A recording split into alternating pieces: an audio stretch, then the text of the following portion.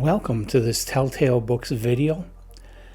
I'm putting this up on YouTube on the anniversary of the birth of Philip Jose Farmer, who is a science fiction writer, but he's written a lot of fantasy, and he's probably better known in fantasy circles for his stories are. He was very heavily influenced by Edgar Rice Burroughs, so his stories are kind of science fantasy. And he's best known for his series called Riverworld, about a guy that wakes up in this place where pretty much everybody who has lived in the past has come back to life, and he's meeting all these famous characters like Mark Twain.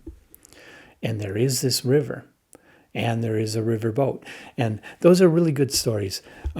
Hugo Award-winning novels, very, very well known, but he wrote a lot of other stuff, and his career goes all the way back to 1946. Which is where I'm going to start, because yes, I'm going to try to read everything I can get my hands on by Philip Jose Farmer in order of publication. And his very first story was not science fiction, and it was not fantasy. It was published in Adventure magazine in March 1946. And I don't have a copy of that magazine, but I do have the Philip Jose Farmer Centennial Collection, which you can get a hold of at meteorhousepress.com. You can buy this. And it's signed, but it's not signed by Philip Jose Farmer. Okay. This was published after his death, but it's a really, really great overview of his career, containing a lot of awesome stories like The Lovers. And it contains his first published story, which is called O'Brien and Obrenov. It's a short story. It's a comedy. It takes place at the end of World War II. Nazis are defeated.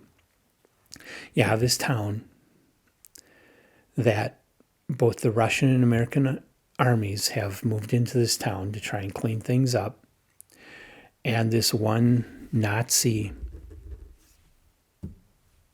officer that they really want to get a hold of, because he's committed a lot of war crimes, shot a lot of American and Russian people. And they both want to try him. The Russians want to try him in Russia. The Americans want to try him in America. There's kind of like a line through the town. One side is the Russians' territory. The other side is American territory. The German officer comes running out of a building on the American side, but before they catch him, he gets to the line. And so the Russians get there.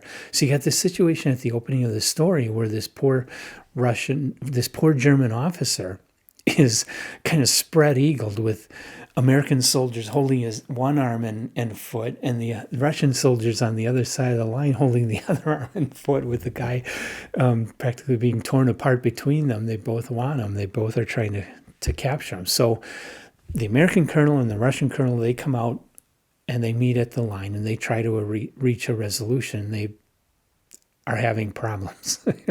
And that's where the story goes. It's funny. It really is. It's a pretty good story. It's well written. It's funny. It's worth reading. Like I said, the only place I know that you can get it is in this book, the Philip Jose Farmer Centennial Collection. I don't really want to say too much more about the synopsis of the story, because I don't want to ruin it for you. Just if you really like Philip Jose Farmer, it's worth looking the story up and reading it. Worth getting a hold of this book for everything else in it too. I mean, it's an amazing book. Look how thick this thing is. It's huge. And it's not terribly expensive. It's well worth it. So go to meteorhouse.com, buy your copy of the Philip Jose Farmer collection. Have you read O'Brien and Obrenov? Or just have any other thoughts about Philip Jose Farmer? Leave your comments. Like the video, subscribe to our videos channel, and come on back for a lot more Philip Jose Farmer, because we right away get into some of his classics. his second published story, which was actually 6 years later after O'Brien and Obrenov. In 1952, he published the short version of The Lovers, and I will be talking about that the next time that I talk about Philip Was a Farmer. Till then, I'm going to be here doing a lot of other authors too, and have some coming up with Emily. So come on back and join us.